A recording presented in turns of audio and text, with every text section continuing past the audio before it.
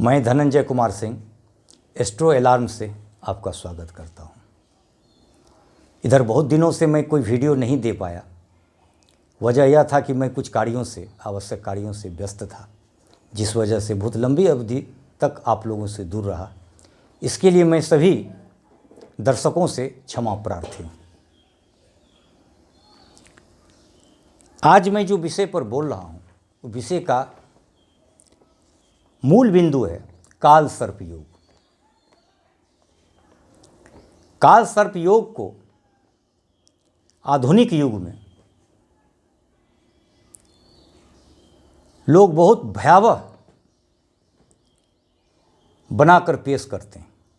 वस्तुतः यह भयावह है उतना नहीं। भय का व्यापार हो रहा है, भय पैदा किया जा रहा है, लेकिन इसकी गहराई में जाकर आप देखेंगे तो पाएंगे कि बहुत बहुत बड़े हस्तियां जो हैं उनकी कुंडली में देखेंगे कि काल सर्प योग है, और उतनी ही ऊंची बुलंदियों पर वो पहुंच चुके हैं। हाँ, यह बात है कि काल सर्प योग थोड़ी सी विषम परिस्थिति संघर्ष पैदा करता है, लेकिन वह संघर्ष बहुत ऊंचाइयों पर पहुंचाने के लिए होता है। उदाहरण के लिए लता मंगेशकर काल सर्प योग से उनकी भी कुंडली ग्रसित थी, फिर भी वह दुनिया में इतनी ऊंचाइयों पर पहुंचे जिनको कौन नहीं जानता। सचिन तेंदुलकर, कौन ऐसे व्यक्ति हैं जो सचिन तेंदुलकर को नहीं जानते होंगे। वो भी काल सर्प योग से, उनकी कुंडली में भी काल सर्प योग थी।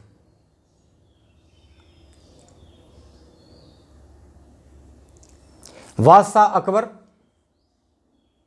जिनकी कुंडली में भी काल सर्प योग थी, अब उससे बड़ा कौन हो सकता है। बादशाह थे, शहंशाह हिंद थे।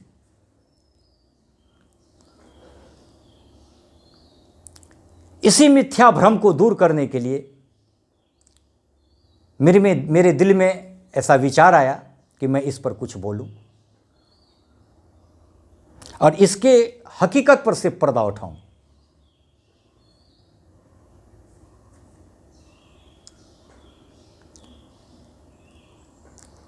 राहु एक ऐसा ग्रह है जिसका चरित्र ही है भ्रम पैदा करना, दोहरा चरित्र, कंफ्यूजन।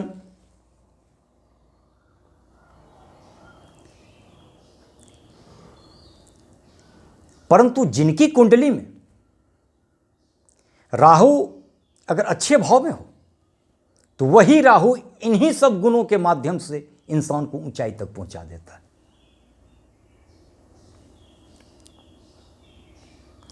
हालांकि बहुत पुराने ग्रंथों में काल सर्प योग का कोई वर्णन नहीं आया है, परंतु कुछ विद्वानों ने इस पर चर्चा की है कि इसका अस्तित्व होता है। दरअसल कुंडली के 12 भाव, तो काल सर्प भी 12 प्रकार के होते हैं। उदाहरण के लिए अनंत काल सर्प योग, कुलिक काल सर्प योग, वास्की काल सर्प योग, शंखपाल काल सर्प योग, पद्म काल सर्प योग, महापद्म काल सर्प योग, तक्षक काल सर्प योग, करकोटक काल सर्प योग, शंखचूर काल सर्प योग, पातक काल सर्प योग, विषाक्त काल सर्प योग, शेषनाग काल सर्प योग। अगर लग्न में राहु हो तो कुलिक, तो अनंत काल सर्प योग होता है। द्वितीय भाव धन भाव में अगर राहु हो तो कुलिक काल सर्प योग होता है। इसी प्रकार से 12 भावों में राहु रहने पर अलग अलग प्रकार के काल सर्प योग का निर्माण होता है, जो विभिन्न प्रकार के नामों से जाना जाता है। राहु सदैव वक्री चलता है। राहु जहां होगा उसके 7वें भाव में केतु होगा। अब काल सर्प योग का पहले ही स्थिति में हम दो भागों में विभक्त करते हैं। पहला पॉजिटिव काल सर्प योग, दूसरा नेगेटिव काल सर्प योग। पॉजिटिव काल सर्प योग में काल सर्प योग का थोड़ा अधिक प्रभाव होता है बनिस्पत नेगेटिव काल सर्प योग के।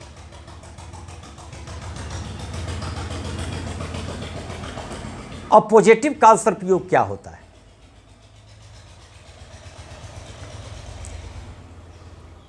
जब राहु और केतु के बीच में सभी ग्रह राइट साइड, क्योंकि राहु चलेगा उल्टा चलता है, क्योंकि वक्री होता है, अन्य ग्रह प्रथम भाव से द्वितीय भाव जाएगा, द्वितीय से तृतीय जाएगा, तृतीय से चतुर्थ में जाएगा, परंतु राहु सदैव वक्री रहता है।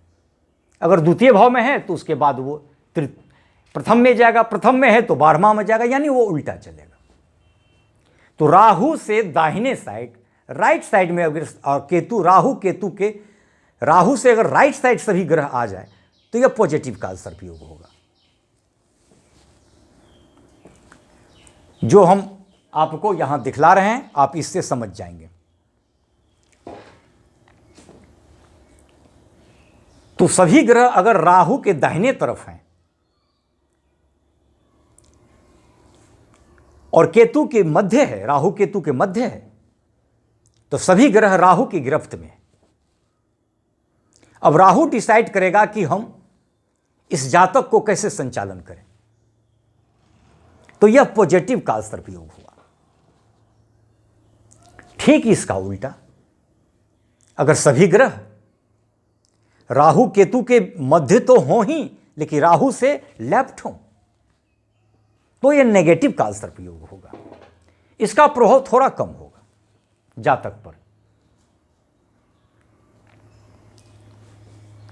अब सवाल उठता है कि काल सर्प योग में भी यह देखें कि कौन सा काल सर्प योग का प्रभाव कम होगा और कौन सा काल सर्प योग जातक को बहुत ज्यादा ऊंचाइयों तक ले जाएगा। तो अगर इन 4 राशियों में राहु हो, जैसे वृष, मिथुन, कन्या और ये तुला, अगर इन 4 राशियों में अगर राहु हो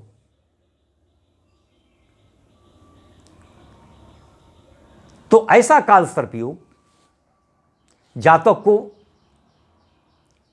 बहुत ऊंचाइयों तक ले जाता है।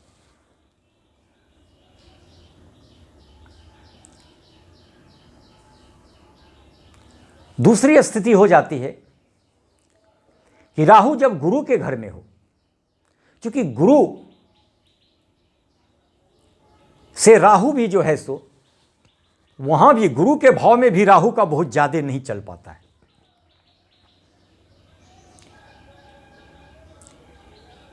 तो यहां गुरु के भाव में भी अगर राहु पड़ जाए जिस जातक को, तो वैसे जातक को भी ज्यादा चिंता करने की जरूरत नहीं है, राहु उसको भी ऊंचाई तक ले जाएगा।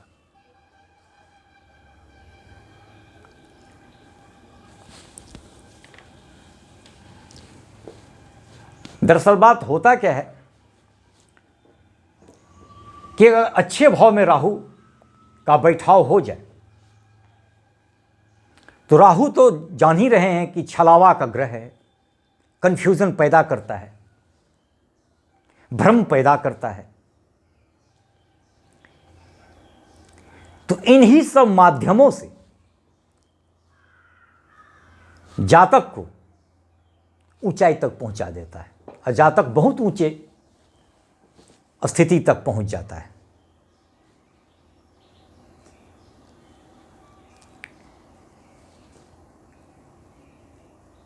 आज वर्तमान स्थिति में काल सर्प योग को इतना बढ़ा चढ़ाकर, इतना भयावह स्थिति करके प्रस्तुत किया जा रहा है, जो जातक भयभीत हो जाते हैं, क्या हो जाएगा, नहीं हो जाएगा। काल सर्प मोटे तौर पे जान ले, काल सर्प योग एक ऐसा योग है जो विषम परिस्थिति को लाकर इंसान को बहुत ऊंचाई तक पहुंचा देता है। आप इसका प्रमाण बहुत सारे महान हस्तियों की पत्रिका को जब आप अवलोकन करेंगे तो पाएंगे कि वो लोग कालसर्प योग से ग्रसित हैं, फिर भी महान ऊंचाई तक पहुंचे हैं। कालसर्प योग ही उनके राजयोग का एक कारण मात्र बना है। तब एक बात जरूर है कि कालसर्प योग अगर कुंडली में बनी है तो विभिन्न जातक पर विभिन्न प्रभाव होता है। इसका मैनुअली अवलोकन करना आवश्यक होता है कि आप मैनुअली इसको देखिए कि राहु किस भाव में है, कहाँ कहाँ दृष्टियाँ पड़ रही हैं, किन किन भाव को अच्छाई प्रदान कर रहा है,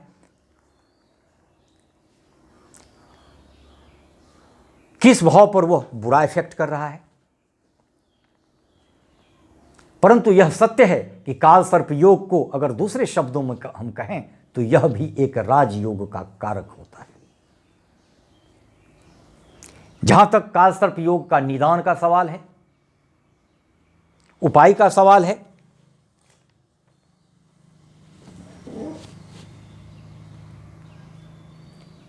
तो मोर का पंख आप अपने घर में ऐसे जगहों पर रखें ताकि आपकी नींद खुले तो उसका दर्शन हो, सोते और सुबह जगते।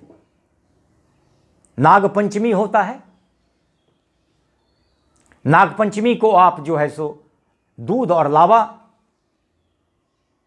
किसी नाग का मंदिर हो तो अच्छा है, नहीं तो उसके निमित्त कहीं चढ़ा दें, शिव की आराधना करें।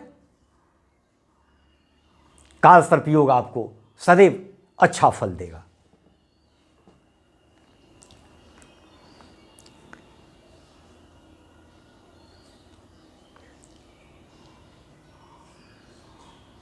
पंचम भाव में अगर कालसर्प हो, एक पत्रिका मेरे पास आई थी वृषभ लग्न का, पंचम भाव कन्या हो गया, पंचम भाव में राहु है।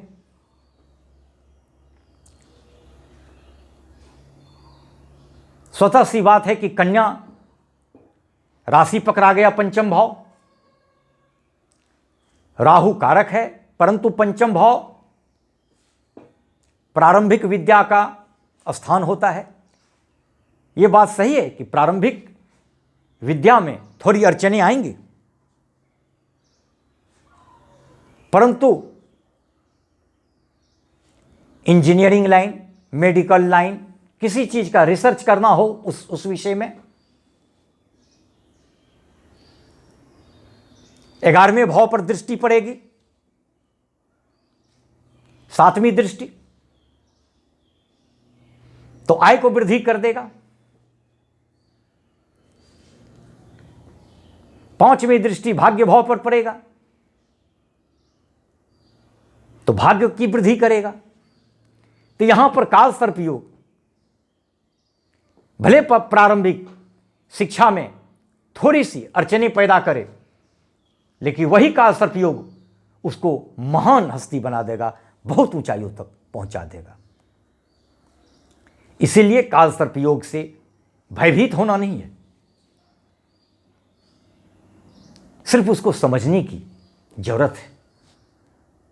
अगर आपके पत्रिका में कालसर्प योग है तो यह समझ लें कि रुकावटें जो आ जाए, समस्याएं जो आ जाए, लेकिन आपको ऊंचाई पर पहुंचाने का यह द्योतक है, यह पूर्व सूचना प्रदान कर रहा है कि आप ऊंचाइयों तक अवश्य पहुंचिएगा।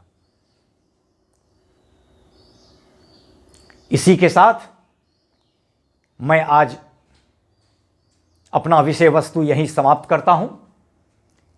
अगर आपको मेरा दिया गया ज्ञानवर्धक लगे तो हमारे चैनल को सब्सक्राइब अवश्य कर लें।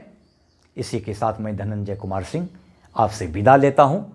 अब लगातार आप लोगों के लिए मैं नए नए विषयों पर, नया नया टॉपिक्स पर कुछ न कुछ ज्ञानवर्धक बातें आपके समक्ष रखूंगा। धन्यवाद।